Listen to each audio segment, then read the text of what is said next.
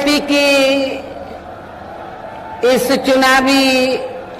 जनसभा में इकट्ठा हुए पार्टी के सभी छोटे बड़े पदाधिकारी एवं कार्यकर्तागण,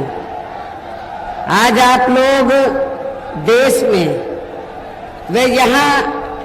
आपके उत्तर प्रदेश स्टेट में भी लोकसभा के लिए हो रहे आम चुनाव में अपनी पार्टी के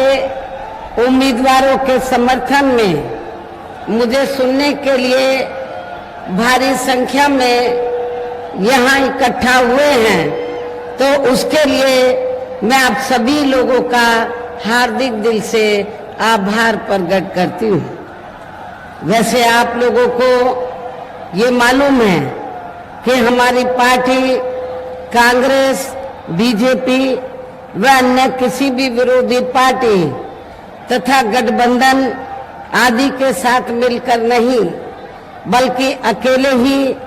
अपनी पार्टी के बलबूते पर पूरी तैयारी व दमदारी के साथ ये चुनाव लड़ रही है। इसके साथ ही हमने टिकट बंटवारे के मामले में भी सर्व समाज के लोगों को उचित भागीदारी दी है, जिनको कामयाब बनाने के लिए अपनी पार्टी के लोग पूरे जी जान से लगे हैं। हालांकि आज यहाँ आपकी इकट्ठा हुई अपार भीड़ व भीड़ के जबरदस्त जोश को भी देखकर अब मुझे भी ये काफी हद तक भरोसा हो गया है कि पिछली बार की तरह इस बार भी आप लोग अपने प्रदेश से यहाँ लोकसभा चुनाव में अपनी पार्टी का बेहतर रिजल्ट जरूर लाएंगे। इसके लिए अब मैं आप लोगों का ध्यान कुछ जरूरी बातों की तरफ दिलाना चाहती हूँ, और इस संबंध में विशेषकर मैं कांग्रेस, बीजेपी व इनके अन्य सभी सहयोगी दलों के बारे में ये कहना चाहूंगी कि आजादी के बाद शुरू में केंद्र व देश के काफी राज्यों में भी ज्यादातर सत्ता यहाँ कांग्रेस पार्टी के हाथों में केंद्रित रही है, किंतु इनकी अधिकांश मामलों में रही गलत नीतियों एवं गलत कार्य प्रणाली आदि की वजह से ही फिर इस पार्टी को राज्यों की भी सत्ता से बाहर होना पड़ा है, तथा यही स्थिति इनकी सहयोगी पार्टियों की भी बनी रही है, जिसके कारण ही फिर पिछले कुछ वर्षों से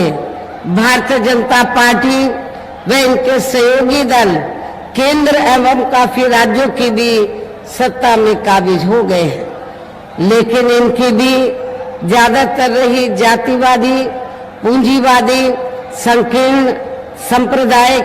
व द्वेषपूर्ण नीतियों एवं कार्य प्रणाली आदि से तथा इनकी कथनी व करनी में भी काफी अंतर होने की वजह से अब ऐसा लगता है कि इस बार ये पार्टी भी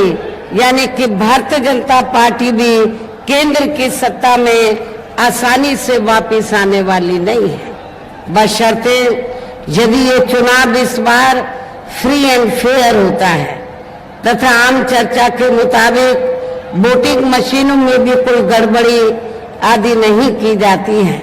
और वैसे भी इस बार चुनाव में इनकी कोई भी पुरानी व नई चल रही नाटकबाजी, जुमलेबाजी व गारंटी आदि काम में आने वाली नहीं है, क्योंकि अब देश की जनता काफी हद तक इस बात को समझ चुकी है कि इनकी पार्टी ने अब तक देश के विशेषकर गरीबों, कमजोर तबकों, मध्यम वर्गीय एवं अन्य मेहनतकश लोगों को जो इन्हें अच्छे दिन दिखाने के असंख्य प्रलोभन भरे वायदे किए हैं तथा अनेकों हवाई व कागजी गारंटी आदि विधि है, तो उनका जमीनी हकीकत में अभी तक इन्होंने लगभग 1/4 हिस्सा कार्य भी पूरा नहीं किया है। बल्कि इसके स्थान पर इनका ज्यादातर समय व ताकत भी या इनके अपने चहेते रहे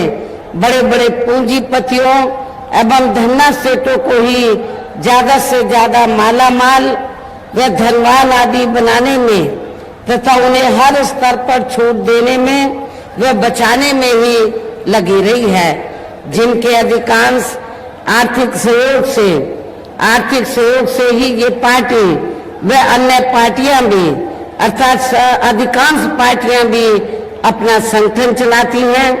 तथा चुनाव आदि भी लड़ाती हैं, जिसका काफी कुछ खुलासा बॉन्ड की आई रिपोर्ट से भी हो जाता है। इस संबंध में यहाँ मैं खास तौर से पार्टी के जो कार्यकर्तागण हैं या समर्थक हैं उनको ये बताना चाहती हूँ कि आप लोगों को वैसे ये मालूम है, फिर भी मैं ये कहना चाहूंगी कि बीएसपी जब से बनी है तब से हमारी पार्टी तो अपने कार्यकर्ताओं की खून पसीने की कमाई की मेहनत के पैसे से, अपने कार्यकर्ताओं के सहयोग से या मेरे जन्मदिन के मौके पर थोड़ा आर्थिक सहयोग लेकर या मेंबरशिप के जरिए जो भी पैसा इकट्ठा होता है उससे पार्टी के संगठन को चलाती है और उसी से ही चुनाव आदि भी लड़ाती है। लेकिन हमारी पार्टी ने आज तक किसी भी धन्ना सेठ से या पूंजीपति से दूसरी पार्टियों की तरह एक भी पैसा हमने पार्टी संगठन को चलाने के लिए या चुनाव आदि लड़ाने के लिए नहीं लिया है। और इस बात का सबसे बड़ा सबूत ये है कि अभी हाल ही में कुछ दिन पहले माननीय सुप्रीम कोर्ट में बॉन्ड की जो रिपोर्ट आई है और उसका मीडिया में जो खुलासा हुआ है,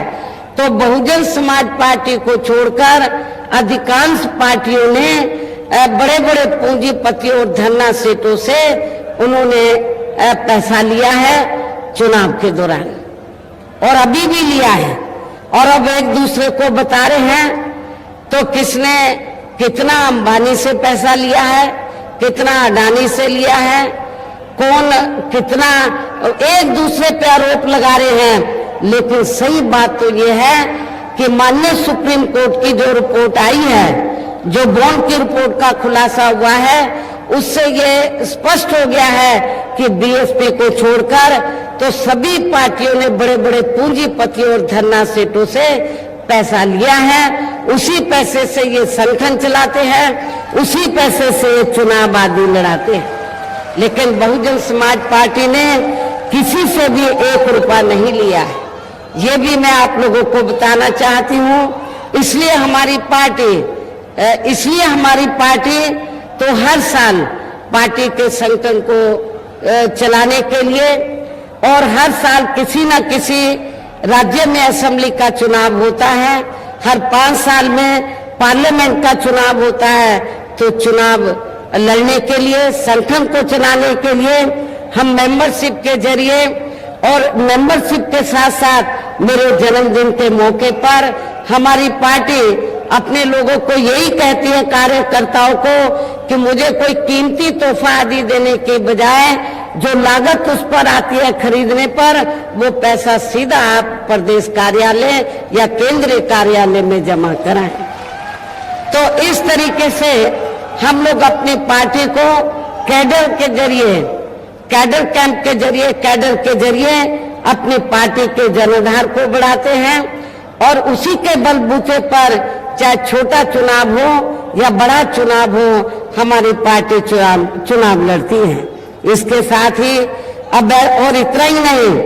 इसके साथ ही जब यहाँ मैं ये भी बताना चाहती हूँ कि जब राज्यसभा का या विधान परिषद का चुनाव होता है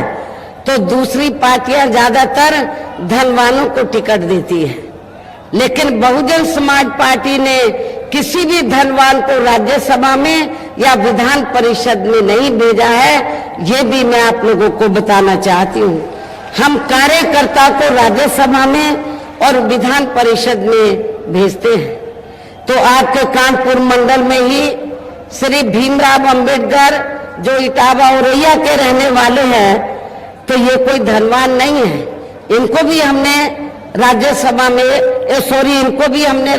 विधान परिषद में भेजा है। पहले राज्यसभा में भेजना चाहा, कामयाब नहीं हो पाए, फिर हमने इनको एमएलसी बनाया, विधान परिषद में भेजा।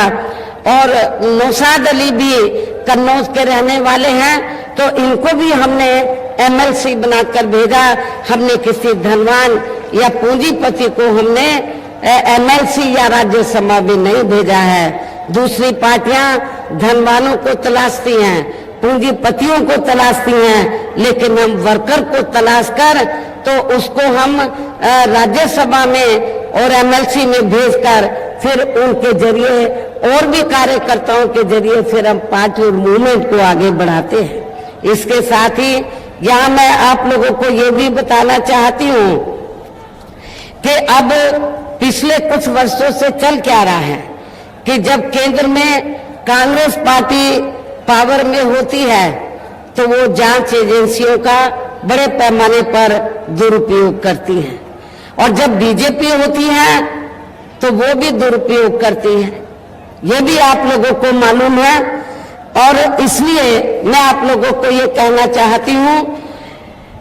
कि कांग्रेस पार्टी की तरह ही बीजेपी ने भी अब केंद्र की तमाम सरकारी जांच एजेंसियों का ज्यादातर राजनीतिकरण ही कर दिया है। ये बात भी किसी से छिपी नहीं है। इसके अलावा देश के किसान वर्ग भी वर्तमान बीजेपी की सरकार में शुरू से ही अपनी विभिन्न समस्याओं को लेकर काफी ज्यादा दुखी व परेशान रहे हैं और अभी भी हैं। जबकि यूपी में 4 बार हमारी पार्टी की रही सरकार ने इनके हितों का भी हर स्तर पर विशेष ध्यान रखा है। हमारी पार्टी की सरकार ने यूपी में जो हमारे किसान भाई हैं उनको खेती करने के लिए समय से सस्ते साधन उपलब्ध कराए और उनके फसल का भी उन्हें उचित दाम दिया है, जो अब बराबर नहीं मिल रहा है। इतना ही नहीं बल्कि केंद्र में पूर्व की रही कांग्रेसी सरकार की तरह ही वर्तमान भाजपा सरकार में भी इनकी जातिवादी, हीन, सांप्रदायिक एवं पूंजीवादी सोच व नीतियों के चलते ही पूरे देश में सर्व समाज में से खासकर गरीबों, दलितों, आदिवासियों, पिछड़े वर्गों, मुस्लिम एवं अन्य धार्मिक अल्पसंख्यक समाज के लोगों का भी पूर्ण रूप से विकास व उत्थान आदि नहीं हो रहा है। और इस संदर्भ में वैसे आप लोगों को ये मालूम है कि पूरे देश में यहाँ दलितों, आदिवासियों एवं अन्य पिछड़े वर्गों का सरकारी नौकरियों में वर्षों से अधूरा पड़ा आरक्षण का कोटा भी अभी तक पूरा नहीं भरा गया है। विशेषकर एससी व एसटी वर्गों के सरकारी कर्मचारियों का पदोन्नति में आरक्षण भी अब काफी हद तक प्रभावहीन ही बना दिया गया है। और आप लोगों को ये मालूम है कि जब समाजवादी पार्टी सत्ता में थी तो ये जो व्यवस्था थी पदोन्नति में आरक्षण की, तो समाजवादी पार्टी की सरकार ने बिल्कुल खत्म कर दी थी। और जब इसको प्रभावी बनाने के लिए पार्लियामेंट के अंदर मैं राज्यसभा के सदस्य थी, तो जब संशोधन बिल लाया गया तो कांग्रेस और बीजेपी इन दोनों की मिली भगत से तो समाजवादी पार्टी को आगे करके और सपा ने इसमें काफी खराब रोल अदा किया। ये बिल इस पार्लियामेंट के अंदर फाड़ दिया था और इस बिल को पास नहीं होने दिया था। मैं दलित वर्ग के लोगों से पूछना चाहती हूँ, खासकर कर्मचारियों से, कि क्या आप ऐसी पार्टियों को, कांग्रेस, बीजेपी, सपा को, क्या ऐसी पार्टियों को जो आपके आरक्षण के खिलाफ है उनको क्या आप वोट देना चाहेंगे? मेरे ख्याल बिल्कुल नहीं देंगे। और इतना ही नहीं, मैं आप लोगों को ये भी याद दिलाना चाहती हूँ, अंग्रेजों के जाने के बाद जब देश में पहली सरकार बनी थी, स्वतंत्र भारत में पहली सरकार बनी और बाबा साहब डॉक्टर भीमराव अंबेडकर पहले लॉ मिनिस्टर बने, कांग्रेस के नेतृत्व में सरकार चल रही थी, तो उस समय बाबा साहब डॉक्टर अंबेडकर ने ये कहा था कि एससी व एसटी वर्गों के लोगों को जो मैंने आरक्षण दिया है जिंदगी के हर पहलू में आगे बढ़ने के लिए, उसका पूरा लाभ इनको नहीं मिल पा रहा है, इसका पूरा लाभ मिलना चाहिए। अति पिछड़े वर्गों के लोगों को आरक्षण दिलाने के लिए उन्होंने कमीशन बैठाने की बात की, लेकिन उस समय पंडित जवाहरलाल नेहरू एंड कंपनी के लोगों ने, कांग्रेस पार्टी ने बाबा साहब डॉक्टर अंबेडकर की बात को नहीं माना और नतीजा क्या हुआ, तो फिर बाबा साहब डॉक्टर भीमराव अंबेडकर को तो लॉ मिनिस्ट्री से इस्तीफा देना पड़ा। आज किस मुंह से कांग्रेस के लोग ये कहते हैं कि हम आरक्षण के हिमायती हैं? यदि आरक्षण के हिमायती होते, दलितों के अधिकारों के हिमायती होते, पिछड़ों के हिमायती होते, तो फिर बाबा साहब डॉक्टर अंबेडकर को लॉ मिनिस्ट्री से इस्तीफा नहीं देना पड़ता। आज आरक्षण के नाम पर सभी पार्टियां दलितों, आदिवासियों, पिछड़े वर्गों के वोटों को बनाने में लगी है। मैं दलितों, आदिवासियों और पिछड़े वर्गों के लोगों को ये बताना चाहती हूँ, चाहे सपा हो, कांग्रेस हो, बीजेपी हो, ये सारी पार्टियां नहीं चाहती है कि आपको ये आरक्षण आगे भी मिलता रहे और संविधान का, भारतीय संविधान का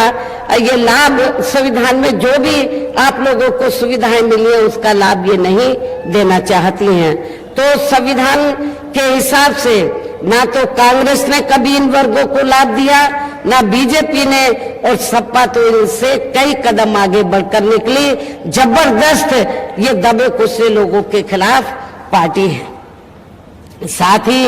केंद्र व राज्यों में भी विरोधी पार्टियों की रही सरकारों में इन सभी वर्गों को प्राइवेट सेक्टर में आरक्षण दिए जाने की व्यवस्था किए बिना ही इनकी सरकारों के ज्यादातर सरकारी कार्य अब प्राइवेट सेक्टर के जरिए ही इनके बड़े बड़े पूंजीपतियों व धन को दिए जाने के कारण अब इनको पूरे देश में आरक्षण का बहुत कम ही लाभ मिल पा रहा है। इसी प्रकार इनका अन्य और मामलों में भी शोषण या उत्पीड़न आदि होना अभी तक भी बंद नहीं हुआ है। इनके साथ साथ मुस्लिम व अन्य धार्मिक अल्पसंख्यक समाज के लोगों की भी हालत हर स्तर पर यह काफी ज्यादा खराब व दयनीय बनी हुई है, जिसका काफी कुछ खुलासा सच्चर कमेटी की रिपोर्ट में भी किया गया है। इतना विकास एवं उत्थान आदि होना भी काफी हद तक बंसाई हो गया है। आए दिन इन पर समाज में से खासकर मुस्लिम समाज के लोगों पर, खासकर हिंदुत्व की आड़ में हो रही जुल्म जाति भी यहाँ काफी ज्यादा चरम सीमा पर पहुंच चुकी है। इनके साथ साथ अपर कास्ट समाज में से विशेषकर गरीब लोगों की भी हालत हमें कोई खास अच्छी नजर नहीं आ रही है। अपर कास्ट समाज में से विशेषकर जो ब्राह्मण समाज है, पूरे यूपी में इनकी भी काफी तादाद है। लेकिन जब समाजवादी पार्टी सत्ता में थी तो समाजवादी पार्टी की भी सरकार ने ब्राह्मण समाज का हर स्तर पर उत्पीड़न किया है। वर्तमान में बीजेपी सत्ता में है तो बीजेपी की सरकार में भी ब्राह्मण समाज का हर स्तर पर बड़े पैमाने पर उत्पीड़न किया जा रहा है। आपके कानपुर मंडल में तो काफी इनका उत्पीड़न किया गया है। ब्राह्मण समाज काफी दुखी है, गरीब लोग तो दुखी है ही अपर कास्ट समाज में, लेकिन सबसे ज्यादा ब्राह्मण समाज दुखी है। इनके गलत कृषि नीतियों के कारण किसान वर्ग भी आए दिन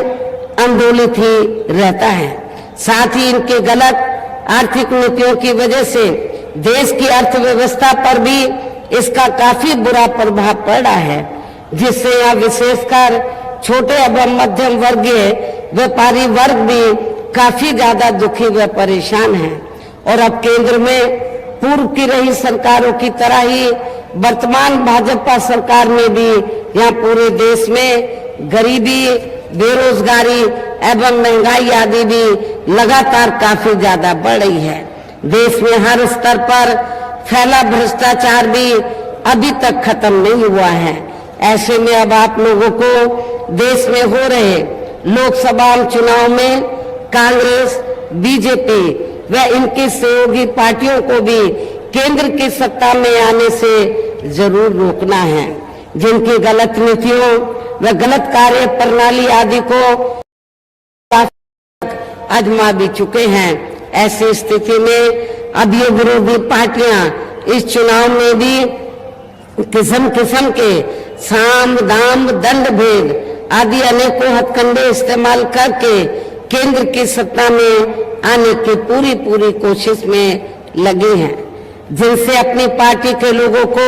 हर स्तर पर काफी ज्यादा सावधान रहना है। और इस मामले में विरोधी पार्टियां अपने अपने पक्ष में हवा बनाने के लिए खासकर मीडिया, ओपिनियन पोल व सर्वे आदि का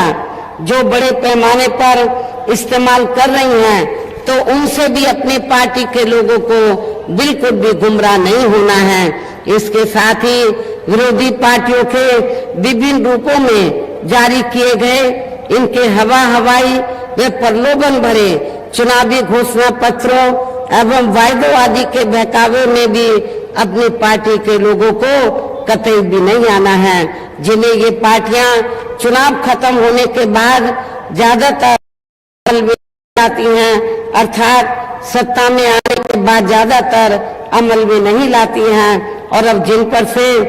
देश की जनता का अधिकांश विश्वास ही उठ गया है। यही खास वजह है कि हमारी पार्टी किसी भी चुनाव में अपनी पार्टी का कोई भी चुनावी घोषणा पत्र आदि जारी नहीं करती है। वैसे भी हमारी पार्टी किसी भी मामले में कहने में बहुत कम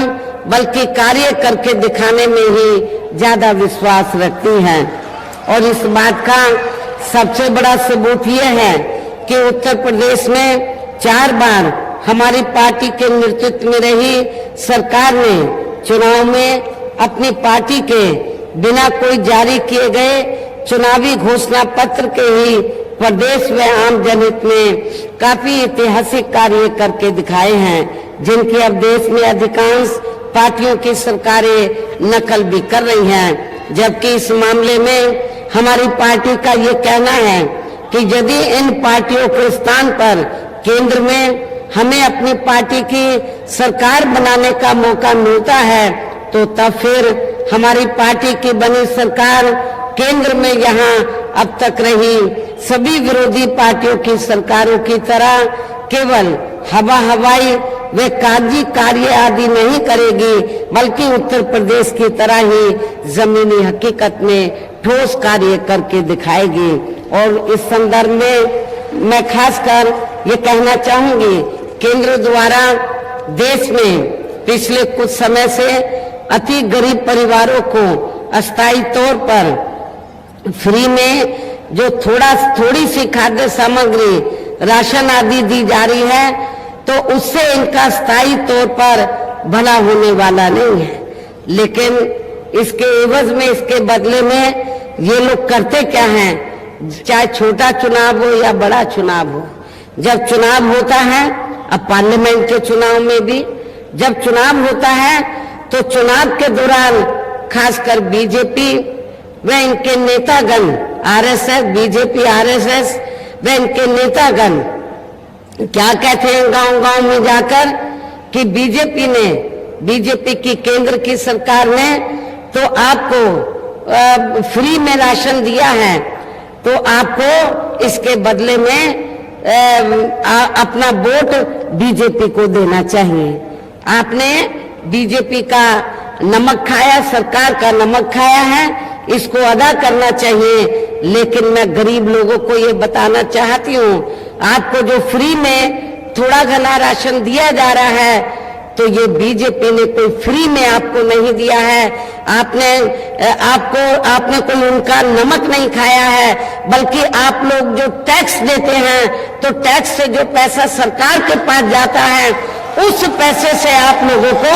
ये फ्री में राशन दिया जा रहा है। ये मेहरबानी भारतीय जनता पार्टी और आरएसएस की नहीं है, ये आपका ही पैसा है। आपका पैसा टैक्स के रूप में सरकार के पास जाता है, उस पैसे से आप लोगों को राशन दिया जा रहा है। ये आपका ही नमक है, ये बीजेपी का नमक नहीं है, किसी और का नमक नहीं है। और वैसे भी इनके जो गरीब लोग हैं, इनकी ये जटिल समस्या देश में हर हाथ को काम देने से केवल दूर हो सकती है, जिसकी तरफ हमारी पार्टी की बनी सरकार विशेष ध्यान देगी। साथ ही देश में पिछले कुछ वर्षों से आए दिन बढ़ रही गरीबी, बेरोजगारी व महंगाई आदि से भी जनता बहुत ज्यादा दुखी व परेशान है,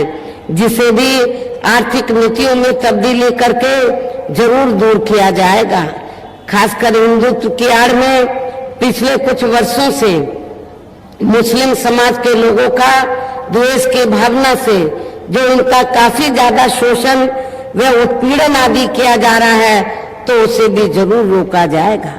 अन्य अकलियत समाज के लोगों के ऊपर भी कोई जुल्म जाति नहीं होने दी जाएगी। मुस्लिम समाज के लोगों का विशेष ध्यान रखा जाएगा, ये भी मैं मुस्लिम भाइयों को बताना चाहती हूँ। और ये सब हमने